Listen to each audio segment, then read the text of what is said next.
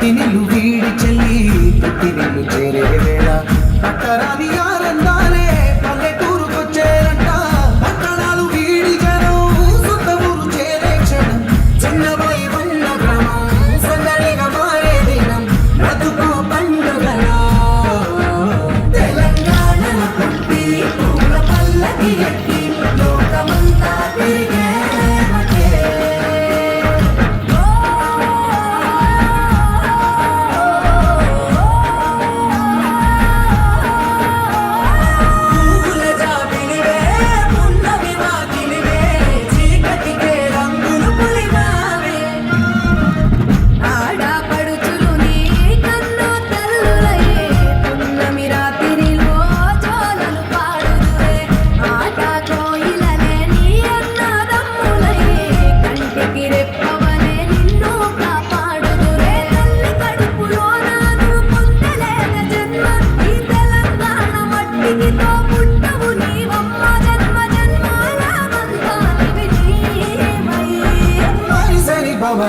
తెలంగాణలో పుట్టి పూల పల్లకి ఎక్కి లోకమంతా తిరిగే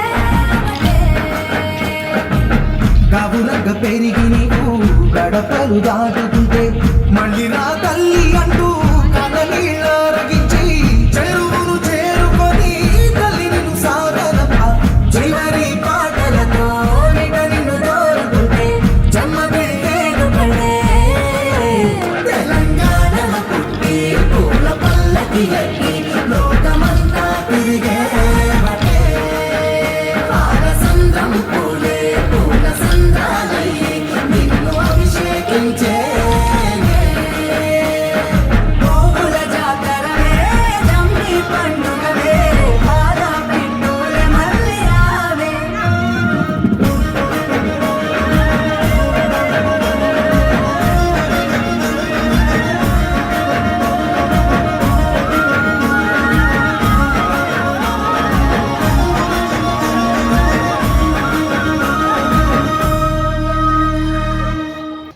Hope you're all fine.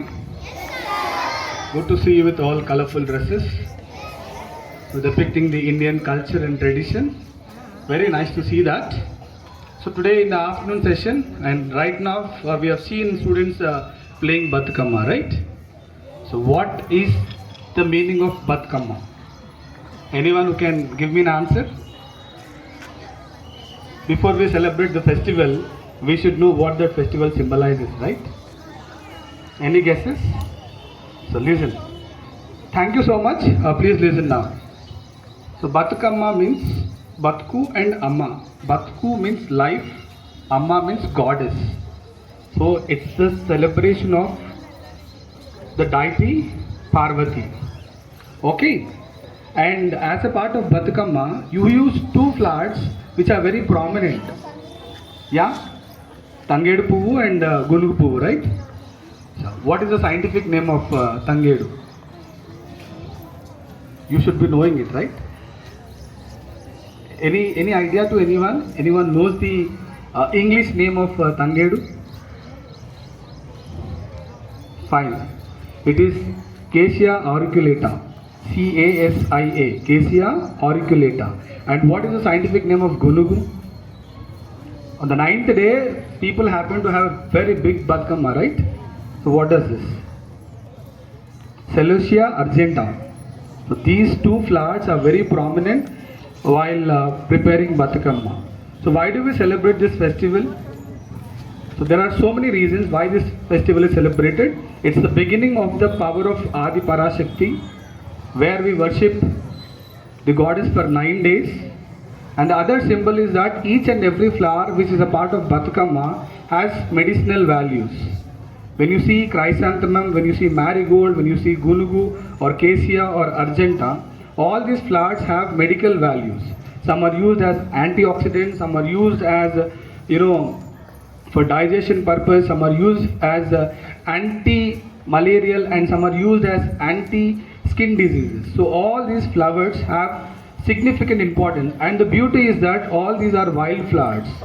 There is no need to, take or grow them. They grow by nature, And the other beauty is that when these flowers, when they are offered in the water on the 9th day, they create a kind of material. That material will be used as a food for all the aquatic animals which are there in the water. That's the significance why people celebrate Bathukamma. And the other reason is that, you know, the colors of yellow and red, they symbolizes happiness in life. That's the reason people, you know, with lot of prayers, worship, they play Bathukamma to thank Goddess for all the privileges they have given, for all the prosperity she has dealt in all our lives. So that is why we celebrate Bathukamma. So as a part of Bathukamma celebrations, today in the afternoon time, all the children will be coming to the ground and they will be playing the Bathukamma. Clear, children? So what's the scientific name of Tangedu? Cassia auriculata. And what's the scientific name of Gunugu? Celosia argenta. Clear? Thank you so much. Have a fabulous day. So it's your time in the afternoon. Please play your Bathukamma very happily. Okay, spread our culture and tradition. Thank you so much. And a round of applause to grade 1 children. The beauty of the dance is, the steps of the children. At the same time, the teacher who is standing at the back, she is giving a kind of support to the children. So that is what the children require. I could see Swati teacher at the background there and just you know, imitating the steps, and that was really good actually, because we need to support children when they're not doing, not only in dance, in everything. Thank you and have a nice day.